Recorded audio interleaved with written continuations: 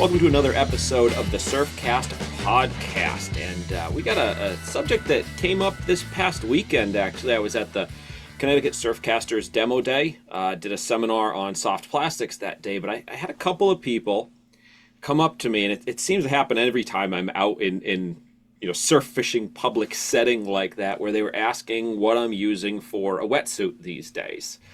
And I know it's something you and I have talked about a bunch of times, and we figure what better venue than to pass along the information of what we're using right now, why we're using it, and what we've gone through, than here on the podcast, because this is, of course, your source for everything surf fishing related these days, especially in the podcast world. So that's right. Tuning in. That's right. And we haven't talked about it very much. I mean, that's the other thing. When we were talking about current, we were saying we didn't talk about it very much. And this is another topic that is so important to us. We haven't really talked about the wetsuit very much. Yeah, certainly. And it's an interesting subject. Like when I first got into wetsuit surf fishing, which was, I think I had researched it for years, looked into it, asked a bazillion questions, most of which had no real bearing on anything. But I think I actually started like around, it was like 2002-ish, I think, was my first, 2001, 2002, was right in that area when I first started doing it. Even then, like, I was late to the game compared to a lot of people, but even then, like, I remember the first time I had a wetsuit on, I was at a beach in Rhode Island, and I had guys, like, looking at me weird, because even then, which isn't that long ago, really, it wasn't as widespread and accepted as it is these days. I mean, most rocky beaches, even sand beaches now at times, guys are in wetsuit as much, if not more, than waders, especially at night.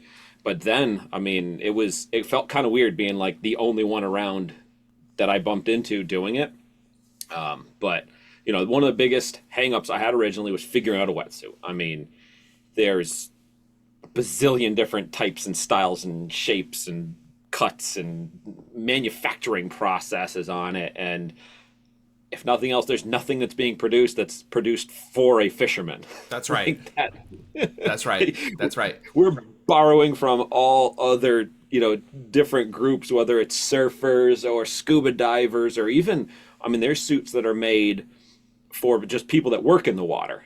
Yep. That are just wading in the water doing their jobs. So it wasn't an easy, investigation early on.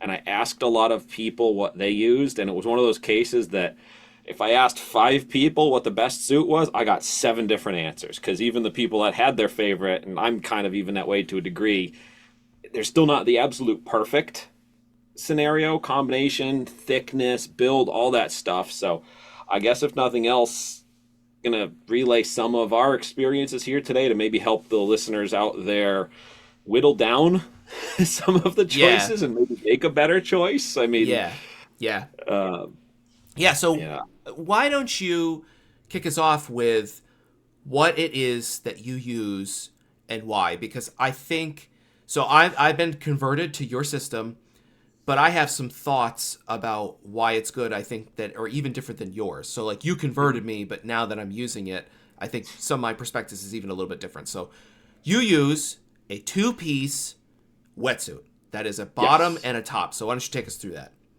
Yeah, so what I'm primarily using now I have literally 3 plastic tote bins filled with wetsuits and pieces and parts, because I can't get rid of my old ones, even if they've got holes in them for whatever reason. So you can kind of see the evolution of my getting to here. So yeah, I'm using a 2-piece suit. It's the Farmer John type. So the bottom is basically the pants and like the overall style shoulder straps. That's the base. And then over that, for the top half, I have, it's a step-through jacket. Yeah, I think it's called a Waterman. I think it's generally what they're called. That's one of the brand, or one of the lines within the brands, the Waterman. Okay. But the actual style of that top, each different companies have sort of different names, but it's a long sleeve top. One zipper goes from the left thigh right up through the chest. So it's like a coat with arms and one leg attached, and then the leg zippers over. I use that combination, and I have a top and bottom in 3 mil and a top and bottom in 5 mil, because that those 4 pieces can get me from my first outing of the year to my last outing of the year, using in different combinations with other parts over them. It also affords for me the most mobility. It's the easiest to get on. It's the easiest to get out of. They are a diver's suit. So diving, not free diving, because that is even a different type of suit, which I've tried. It's not a surfing suit. A lot of surfcasters will use the surfing suit. And I went that way for quite a while. We could talk about what I found to be the negatives of that and why I switched off of it. But the 2-piece, 4-piece system, if you're looking at the 2 sizes that I run, I can literally start at the beginning of the year. My first outing of the season in May generally will be a wetsuit outing, and I can combine my 2 heaviest pieces. So I run the 5 mil pants, the 5 mil top, my stormer top over it, and I've got 5 on the legs, 10 plus my top mil on the chest. Like, there's a lot of warmth there, because that's really the coldest time of the year. The beginning of the year, the air temperature is going to be a bit warmer, certainly in May, than you will run into at times in November. But the water temperature is the coldest that you're going to hit. I mean, there's nights, I'm checking those local water temps, and it might not be 50 degrees yet. And that combination affords me the longest I can stand in the water. So I'm gonna comment on something you just said, because I actually have the opposite experience, but I'll tell you that in a second. But before we go any further, how about we list the actual brand and model that you use? So I have two models, two brands. It's all Henderson. So Henderson is the parent company. So I will use their. Actually, you bought it more recently. You'll probably remember, what was the? It's Neosport. Neosport. Oh no, well that's the sub brand. Okay. Under Henderson. Yep. Henderson owns that. Yep. Neosport, and the Waterman within that line. Yes. Is the combo. I actually just bought. I had to redo my 3 mil combo this winter, so I just bought a new pair of those. But the other is within Henderson. It is the not the Hyperflex. I'll verify what the brand was. We'll put that in the show notes. We'll put it in the show notes. Yeah, we'll clarify that in the show notes. I apologize for not being 100% prepared today. I forgot that I had the 2 sets.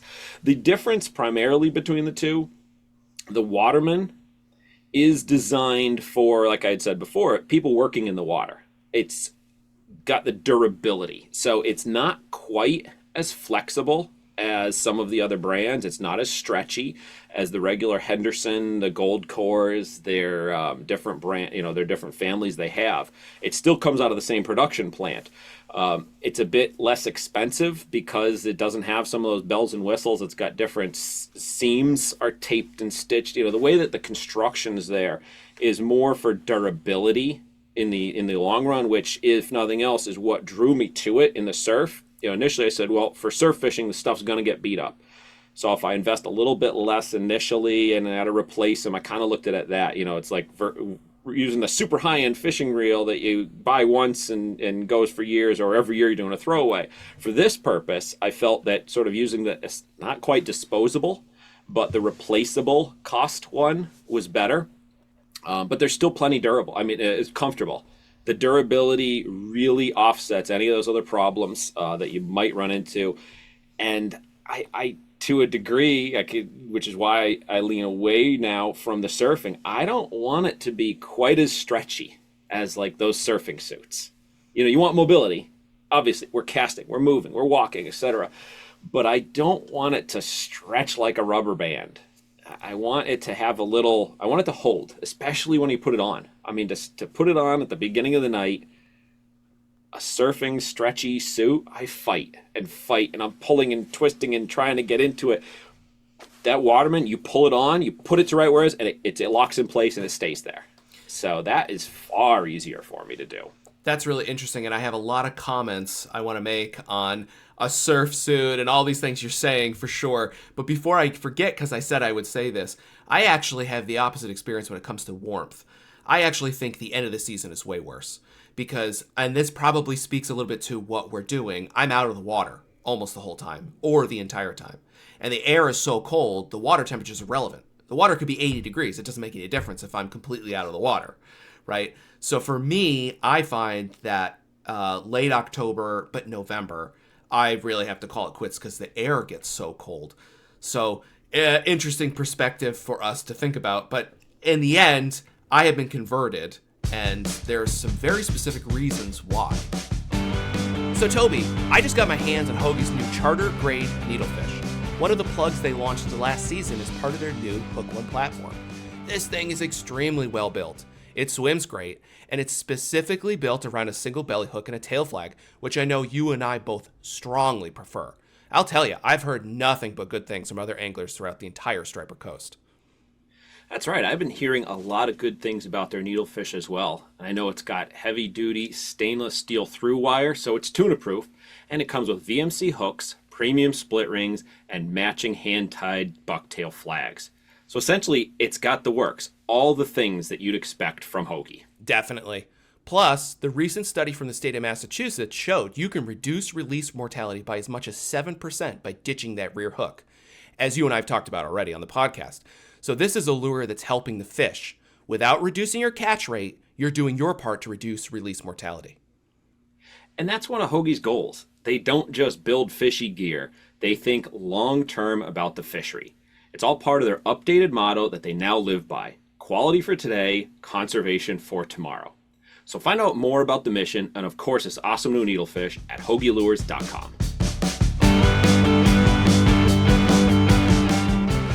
As we've talked about on past episodes of the podcast, the plastic swimmer is one of the most popular plugs that's found in just about every surfcaster's bag, and there are a ton of models to choose from.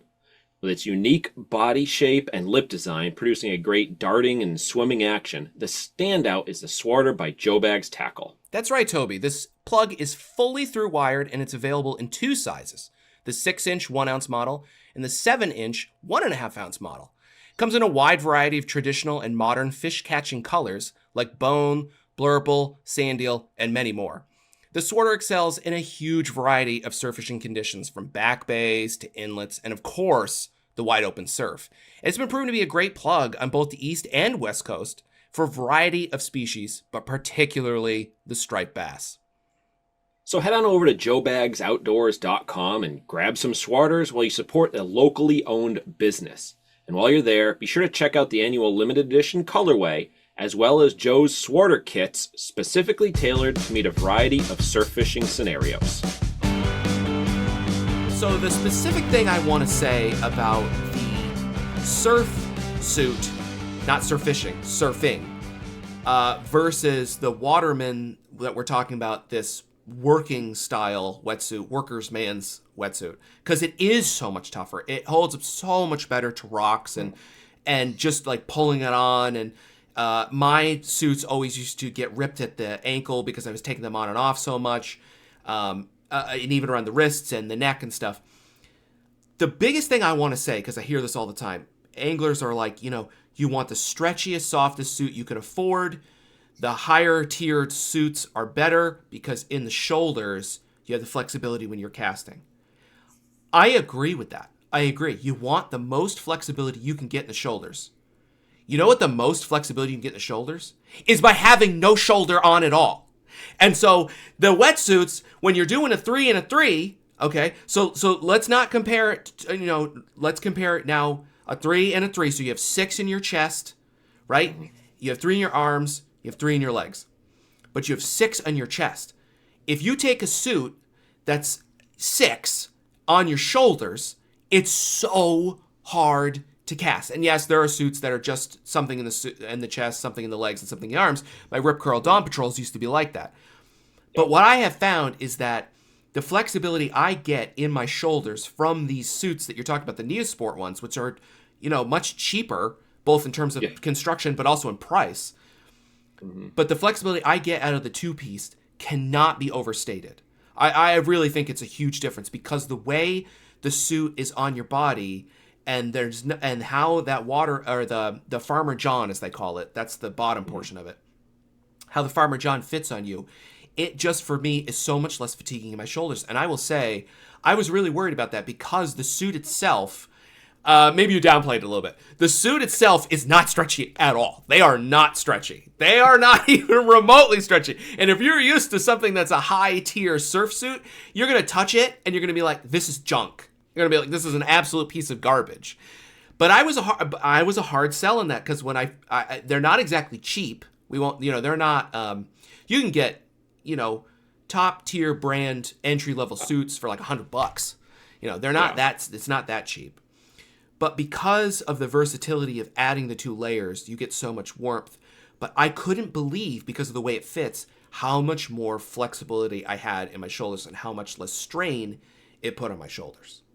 And that was really a big conversion for me. I was like, oh, I'm sold. And I have both as well. I actually don't have the 5mm upper, but I have the 5mm lower. And I've never had to do anything more than the 5s and the bottoms, the 3 in the chest, and then my Stormer surf top. Yeah, I certainly use the 5mm top the least out of the 4 pieces. I start the season 5 and 5, and I very quickly drop the 5 top down to the 3 top.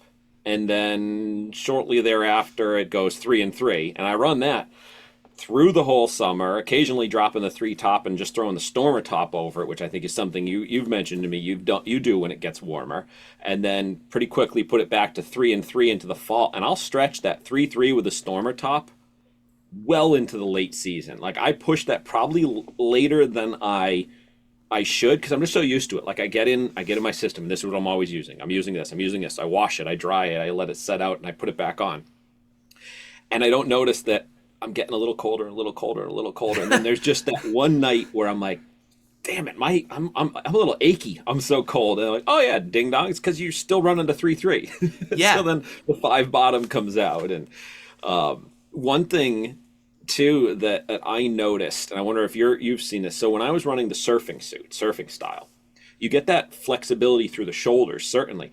But on the top half of my shoulder, it was great. In the armpit and into the pectoral muscle, it would actually be, the stretching was almost caused pain at times. And I don't know if maybe it was just a sizing, but it seemed to be a consistent thing that I ran into. Whereas I don't have it as much. I don't have it now with these 2-piece styles. Almost like the stretching was pulling on the muscles underneath as I was casting throughout the night. And I don't experience that with the 2-piece style. I didn't really experience that, but it doesn't surprise me necessarily. But again, now that you don't have any shoulders, you don't have to worry about it. You just brought this up, so I want to go back to it for a second. I think one of the other advantages of this suit overall, besides its durability and some of the shoulder, it's freedom of motion. Let's not call it flexibility, because again, it's not a flexible suit. It's freedom of motion. Is the versatility in the layering. So there are times in the summer, and I know you're a religious wearer of your Stormer surf top. It's like an essential piece of your kit constantly.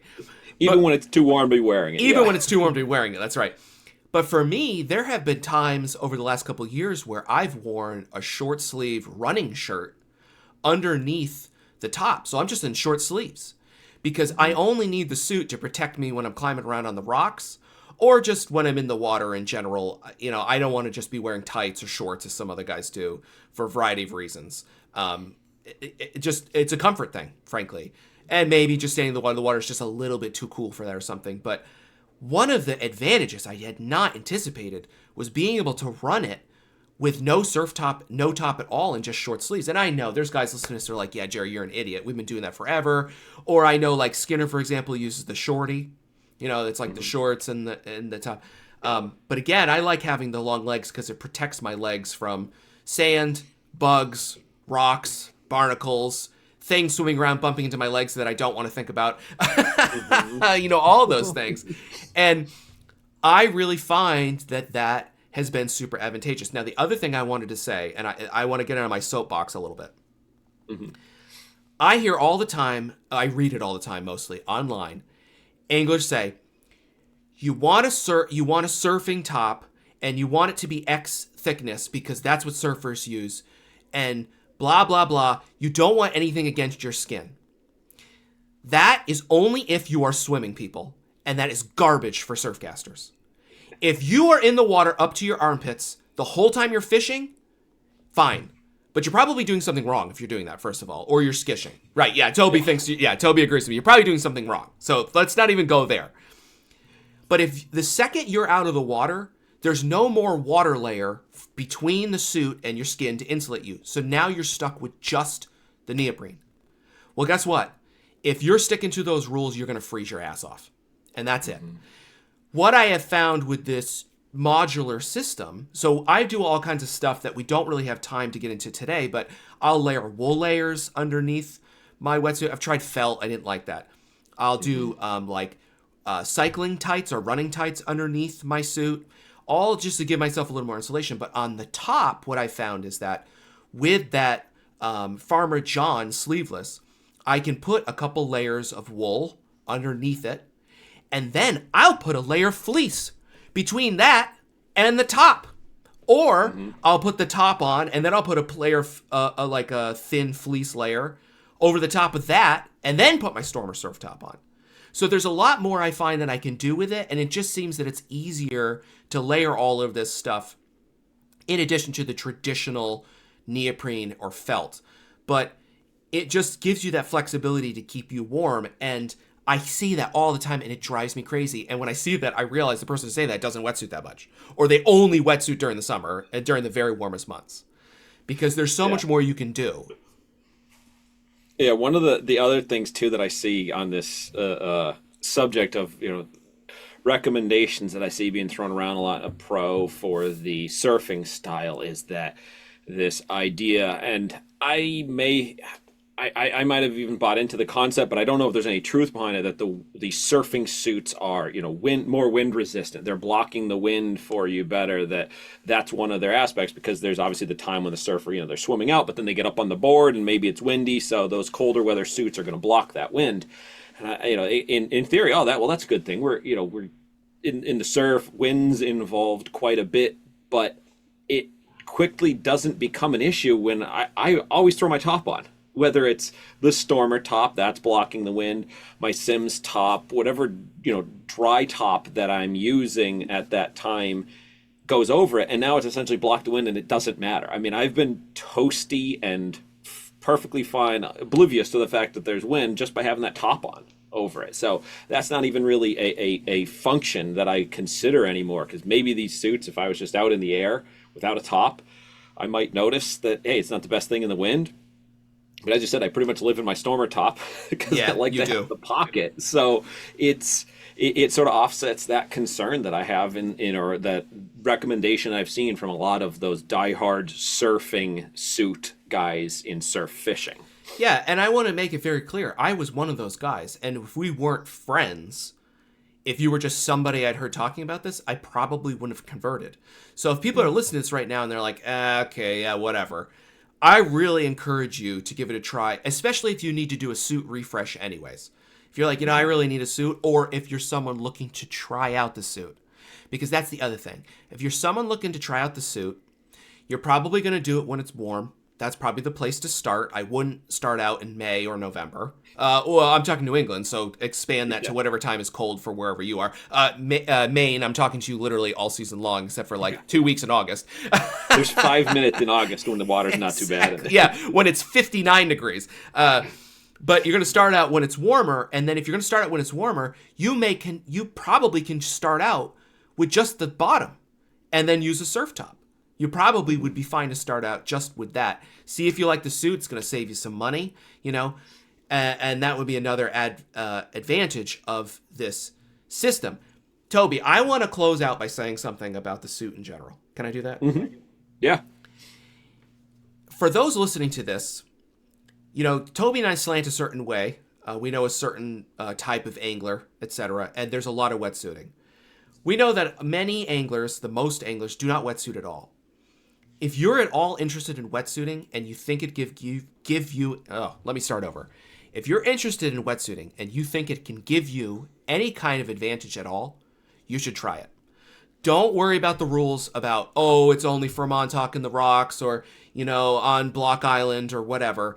Don't listen to the rules of, oh, it's only for when it's hot. Oh, it's only for when it's cold. Oh, it's only for long walks. These are things it's all good for. But use it if you think it can keep you out there fishing longer, because that's where the advantage really lies. My suit keeps me out there longer and allows me to fish places that would destroy my waders and would just cost me way more money. And you don't need to be climbing around on rocks necessarily. You don't have to be walking 10 miles. The wetsuit is a tool, and don't be afraid to use it, even though, okay, they look weird and, your buddies might give you a hard time. Who cares? Who cares?